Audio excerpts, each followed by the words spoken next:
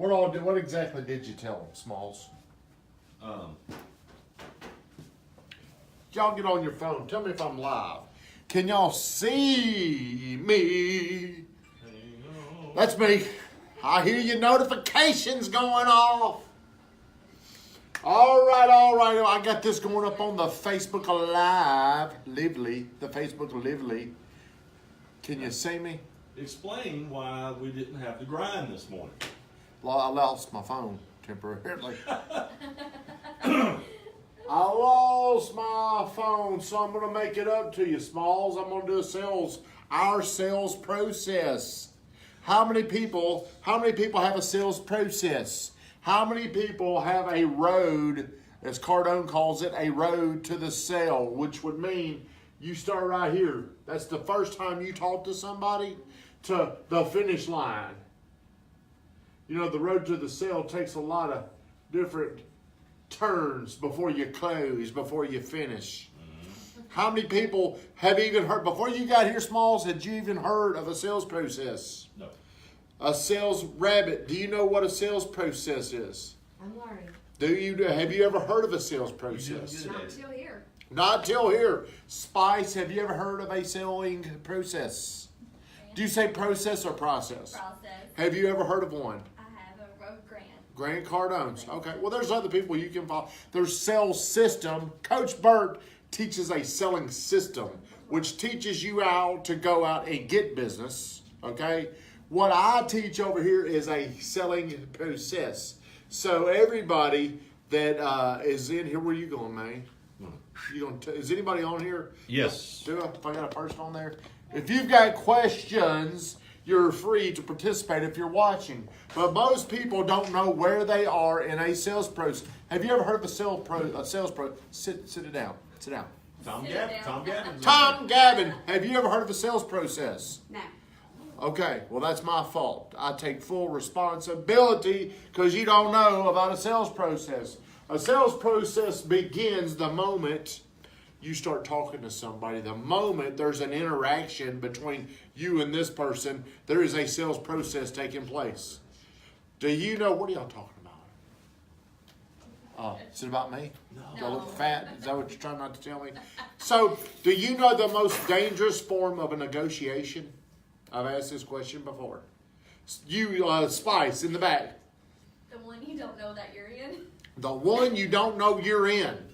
Brother Now, Woodall says good morning. Good morning, Brother Woodall. Let me tell you, the first moment a potential client, a potential buyer comes into your life, you have started a negotiation.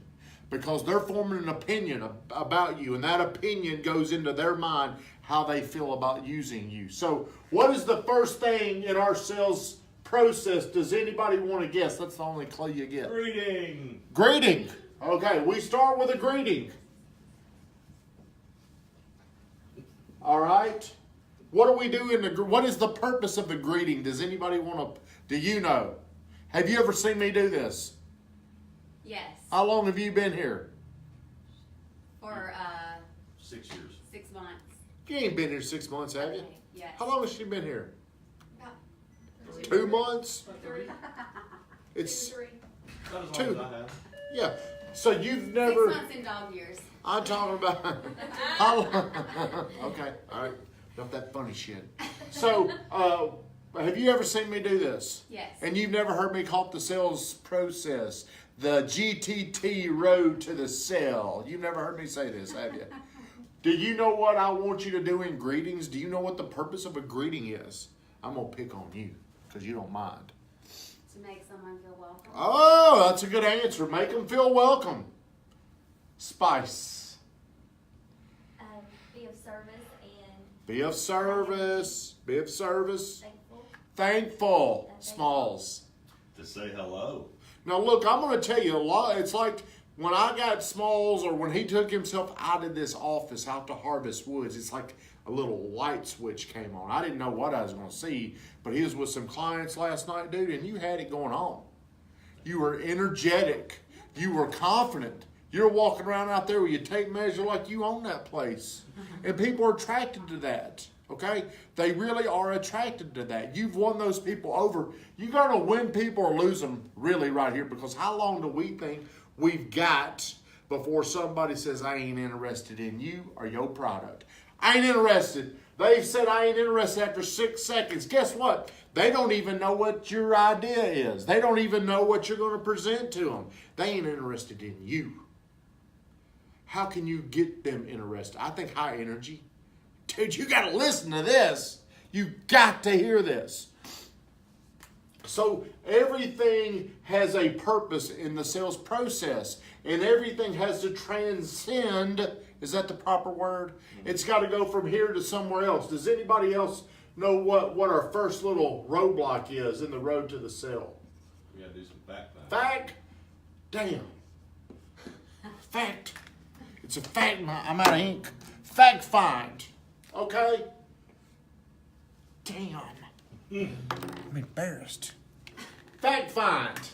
This is our first roadblock. What is the purpose of a fact find? Do you know, Pretty Blonde? What is the purpose? It's to find out what they want, what they're looking for. What do I call that? What does Cardone call that? He calls it something very... Their dominant buying motive. Damn, you pay attention. Dominant buying motive. And this is always deeper than what they initially tell you. It's always deeper what they're initially calling on, what they're originally interested in. They're probably not really interested in that. There's two things going on right here. What are the two things that they're really trying to solve? Who wants to answer this question? Do you know? Yes. Do you know the answer to this? Yes. What? Solving a problem. Damn, you have been paying attention. Solve a problem. What else? Or they're falling in love. Man, that is very impressive. Fall in love. Right here is where salespeople lose people, because they ask bad questions. They ask questions that get easy no's. Because I'm not emotionally invested into this enough yet. I'm not emotionally interested in this yet. And you're starting to ask me questions. It's kind of like if I were to walk up to you and I'm a total stranger, I'm like, hey, you want to go on a date? What would you say? I don't know. What would you really say? What if it wasn't me? You know, I make it more tempting. But what if it was somebody else that you didn't know them, and they walked up and their first questions would, hey, would you like to go to Aruba with me? Absolutely not. Why not? I don't know you. Exactly. But in the sales game, we go ahead and we start asking crazy questions. Hey, in the real estate game, you want to buy a house? Are you looking to buy a house? No, I want to get off the phone with you, or I want to get away from you. That's how we feel whenever we walk into, if somebody were to just walk in Brittany Renee's store, she's good. She puts her little hands up and she hugs them and asks them questions that are good fact-finding questions like, hey, what are you out doing today? Smalls, people come into an open house. Do you ask them, do you want to buy this house? No. Is that your first question? Do you ask them, hey, are you looking to buy or sell a house? No. Immediately, what is your first question? First question is, what brings you out today? Okay. What are you looking for? That's right. Now, see, a lot of times people cannot articulate their dominant buying motive yet. And they don't want to tell you because they're locked up. I don't know you. I don't want to tell you anything because I don't want you calling me. I've got 48 robots calling me every single day. Your Google voice or your Google whatever. I don't want you on the list, so I'm very guarded. I don't want to give my information. So really, there's three things people want to do right here. Hey, do I have any questions? Does anybody have Yes. Well, who? you got a lot of responses from Alex. Alex who? Jimenez. So there's three things shoppers want right here. There's three things they want. Do you know what one of them is, Smalls? Caught you. I was reading your comment. That's why I'm asking. Okay. Now ask me again. What are the three things shoppers are really wanting? You're going to remember. Want time. They want time. What kind of time? They want their time. They want their time. Yep. Yes, I'm selfish. I want to get in and get out. I'm protecting my time. What else? They want distance. They want distance. And they want information. They want to go into the witness protection program right in front of you. Hey, I want information, but I don't want to give you my information. And see, here's where most people have been trained wrong. Management. Am I management? Can I call myself management? Yes, you're management. Management wants information to go into that database.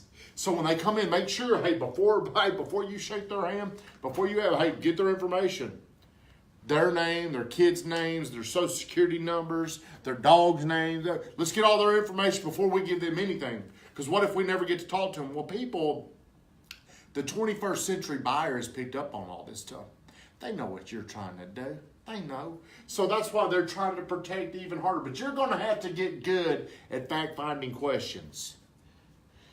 Because people are locked up. They're not going to just open up and talk to some stranger. You know, if you really know somebody and you're doing a deal with them, it's so much easier than when you're doing a deal with somebody you don't know, that don't trust you, that don't know if they like you. So I will give you a few great fact-finding questions for the people that are watching or the people that do watch this. A great fact-finding question would be, what problem are you really trying to solve here? Whose phone is that? Is that a lead? You got your phone? Everybody's got their phone doing a little rabbit. Weatherman. What problem are you really trying to solve? Great question. I got all this from following Cardone stuff on Lightspeed by my boy Brad Lee, who's also starting his own training deal, sales training. What is another good question? What do you love most about the home that you're interested in? What do you love most about the home you're interested in? See, I probably asked that question last night. I asked, are you trying to solve a problem? Or are you trying to fall in love? You know, I was asking questions because really what we're wanting to do here is concentrate on the answers that they give us. They're locked up. So Smalls, he was asking, well, I'll get over here to the close in a second. Who wants to add? We've got two fact-finding questions. What problem are you trying to solve? What do you love about this house? What's another one? Right. Spice. Taking notes. I know you're taking notes. That's why I asked you. That's why I'm asking you. What's a good fact-finding question? Going back into your notes.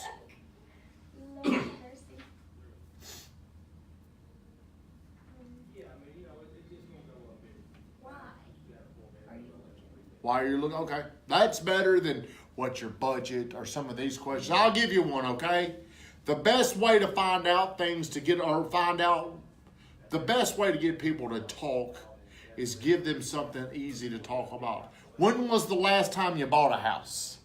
Tell me how that happened. What would you have done differently? What did you like about it? Because a lot of times we repeat our last behavior. So whenever I'm dealing with somebody, I want to ask them, when's the last time you bought a house? They'll tell me. Then I'm going to ask them, how did that go? They'll tell me. How do you wish that could have gone better? What should have happened? What do you wish you would have done different? I like what Alex is saying. Alex is saying, what's got you looking to move? That's a good question. Good question. I answered, hey, I'm trying to solve a problem or I'm looking to fall in love. What is the next thing I'm going to say here? I've got my greeting. I've got my fact finding. Does anybody know number 3? Do you know? Hey, Victoria does not know.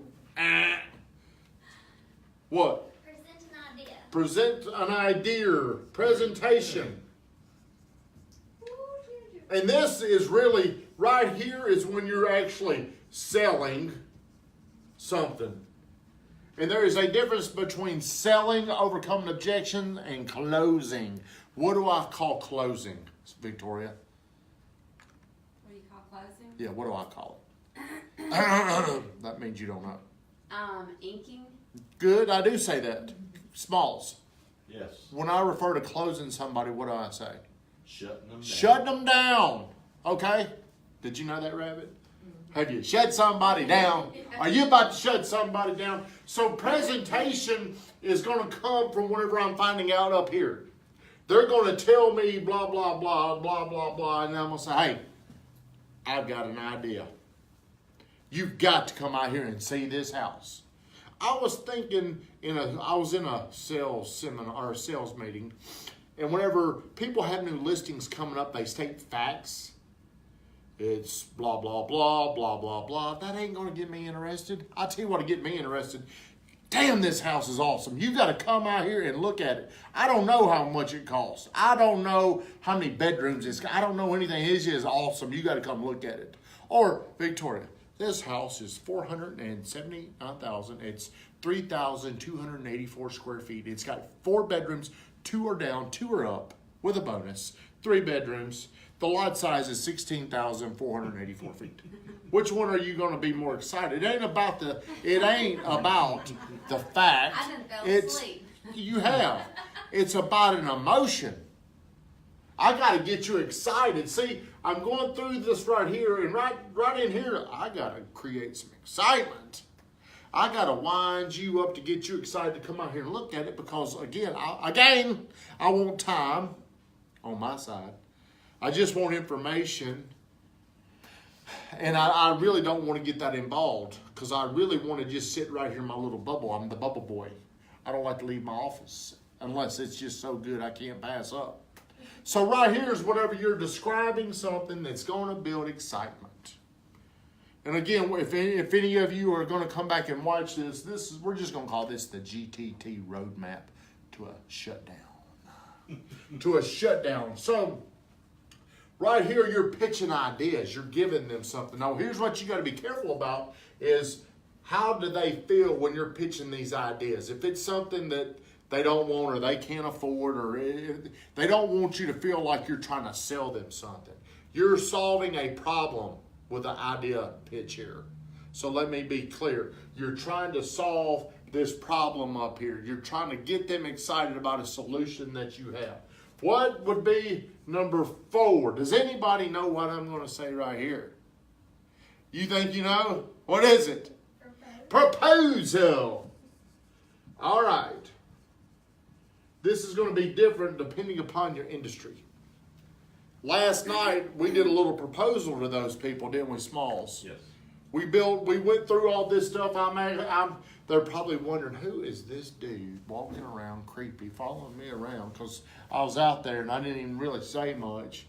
And I'm just walking around, and whenever I could catch him, I'd start asking him my fact-finding questions. Because I really want to know on a scale from 0 to 10, how interested are you in this house? And I'm just following around.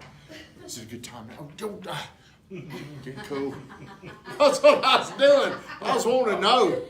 I'm wanting to know, and I'm in there, and I'm trying to, we get caught up talking about stuff. But, you know, people think the longer you spend with them, you're building rapport. But you ain't. You're just spending time, and people want to protect their time, so they ask questions, and they're trying to bond. But really, you're not going anywhere until you start to go deep with people and ask them, hey, why are you even looking at this house? Why are you considering this house? What is it about this house that you really like? On a scale from 0 to 10, how much do you like this house? So that's going to get over here. But in a proposal, what I'm trying to do is cement a relationship. I'm proposing we do this together. We lock hands and we walk down the aisle and we sing Kumbaya together. That's what I'm trying to do. And I feel like we were moving towards that last night, Smalls. Did you see how I was doing that? Yes. Now, see, a lot of times people, they don't have a clear process, so they're very chaotic. But when I was with them, Smalls saw this firsthand, how I'm doing it just like this. Did you notice that, Smalls? Or are you just saying this on national TV to make me feel good? You did do that, and you asked her if she loved the house between 0 and 10. What was her love factor? That's right. She said 9. Yeah, and that's good enough. Because I was almost said, your husband, you don't even love him at a 10, you married him. Almost said that, but Bill I did. Taylor says good info. Hey, Bill Taylor, thank you very much. So I'm going to propose something. I'm proposing we work together somehow. I'm going to ask, okay? I'm going to ask. So we're going to go right over here because I'm probably running out of time. Does anybody know what old number 5 is? Do you know what 5 is? How to ask? How to ask what? Your proposal? What would you call that? That's not how I would say it. I kind of look at it like a game plan. It is a game plan. Yeah. So what do you think number 5 is? The game plan? No. No. Okay. Does anybody know what I'm going to say? I've gone from fact finding to selection proposal. What is Shut the? it down. Hey, a shutdown. The old close. See, you got to know. It's kind of like, you ever watch movies where there's a sniper? He can't take the shot until he knows he's got the shot. Well, see, too often people haven't done enough information. They don't know, and they're just going over to here. Now, one of the questions I'm going to ask somebody, like Saturday, I went out there to those people. I didn't do a lot of this stuff. They really were they gave me all the signs that they wanted the house. So I just walked in and said who I am. And I said, hey, do you want this house? Are you sure? And it was done in about 3 questions, wasn't it, Smalls? Mm-hmm. Now, I did validate it by asking, hey, is there any reason why that you change your mind? They answered all that stuff, so I thought we had a deal, but I probably didn't uncover enough. But you can ask somebody this question: have you already seen enough to make a decision?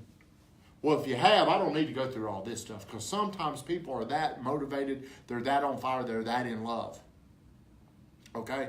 Do you have a question? No. You're I leaning was just forward. looking at all the views. So, is there people asking questions? Yeah, like 4,000 views. Oh, God, man, that's crazy. Yeah. So, right here, this is when you're asking for the business. Your best, my favorite closing question is this: have you seen enough to make a decision? That gets you into the close. What do you think they're going to say? What they're going to tell you. Well, if they say no, see, this is where you can't just keep closing if they say no. You got to go back to fact finding. Now you got to start this process all over again. You got to dig deeper. You got to go back over here. There's something that you missed. Whoa! Whoa! Man. Whoa. Can somebody help me? Dang, kill me. So, getting your fact-finding questions. My favorite one, I think my favorite one is this: have you seen enough to make a decision? How threatening is that? Is this the house that you want? Are you sure? Is there anything that, can y'all say that still? Mm-hmm. Is there anything that might change your mind? How can you justify doing this? See, those are questions that are making them validate why they want it. And it keeps them in the deal. Hey, your boy's on. Who? Van Curl. Fun Crofton. What is number 6? Does anybody know number 6? Girl. Little teacher's pet back there. Go What girl. is it? Follow up. Follow up. Which realtors are known to do so well. Yes. I would say half the people out there do not call a client back 2 times. 80% of sales are made when? I think it's like between 5 and 12 contacts. How are people following up? This right here, the chance of you going through here and closing them just like that are very slim, by the way. They're very slim. So most of your deals are going to be right in here in the follow-up. And your follow-up is probably boring. You're calling them, hey, have you seen anything? You need to be calling and presenting ideas, solving problems, getting them excited, taking photos of inside of a house. This would be awesome for you. You know, somebody this morning said it perfect. We got a house coming up. Victoria's got a house coming up in Evergreen Farms, $225,000. We should have a list of people to call that's called in before. Hey, I got something for you. I'm going to present this idea to you. But I'm lazy. I don't have a great database. I don't do that very well. But we should. Like, you've got a board in there that's got people. We should be able to call somebody and play matchmaker. Von Crofton, you got somebody looking for $225,000, we got an opportunity for you. So this is the selling system. It's 6 steps. Do you have a selling process? The 6-step process. The 6-step process. See, you should know, where do you feel like you were needing help yesterday, Smalls? I needed it on the closing end. How did I close? You closed by you kept asking them, had they got all the information they needed? Yep. Is there any more information you need? Yep. How do you feel about what you've heard? Yep. You close with finesse. Finesse. Okay? So excitement gets you in the door with people. I'm excited. Greeting gets me in there. Okay? Knowledge, fact finding, gets you in the conversation. Finesse closes deals, shuts people down. Does that make sense? Does any of my students out there have any questions they would like Tom to ask? Gavin says that you are the Cardone of Tennessee. Oh, I appreciate that, Tom. You are the Cardone of Baltimore, Maryland. Maryland. Does anybody have any questions about this? Do you? Go over a little bit more of the follow-up and different ways to follow up to get people's attention. Well, Between think five about- and between 5 and 12, that's people run out of creative ways. Well, I guess. whenever you're thinking about buying a house to the time you buy a house, okay? Now, last night, I was just trying to control the conversation last night with Smalls people, and I asked them, I was setting them up. This is going to move fast once you make this decision. Yes. I told them that. You're stepping into a swimming pool. I told them that. You need to go to where you initiate an objection with people. Okay. If you're not getting an objection, it's because you ain't asking enough questions. Okay, so I was telling them about how fast this is going to move, and they didn't know I was setting them up. I'm like, look, you're going to do. It's like you're walking into a pool, and then you're going to take a step, and you're just underwater. Are you going to be ready for that? Ooh, that sounds like we're moving too fast. I said, yeah, you're going to be moving fast, but let me ask you a question. Don't ask questions unless you know how to solve the problem. I said, let me ask you something, because I just do this. When was the first time y'all started looking at houses? And they said, oh, man, shoot, long time ago? I'm like, what, a month ago? No, and I'm forcing them to give me an answer. What, like a month ago? No. Like how long ago? Like 2 years ago. I'm like, so really? Man, I'm wrong. Y'all have been doing this for a long time. It's actually moving slow. The process started way back here. It started a year ago, 2 years ago. So really, it ain't moving too fast. You're just at that point of making a decision, no matter when it is, it's going to move faster. Mm-hmm. Yeah, you asked them when they started moving, and they said, well, we haven't really started moving. You said, no, you started moving 6 months ago. It's actually like 2 years ago. They're ready to start moving. It's how far I trace that back to, which makes them feel better about, you know what? You're right. You're exactly right. So do we have any more questions from anybody? No? I think you pretty much cleared it. You think I'm the greatest? Yeah. So you need a sales process.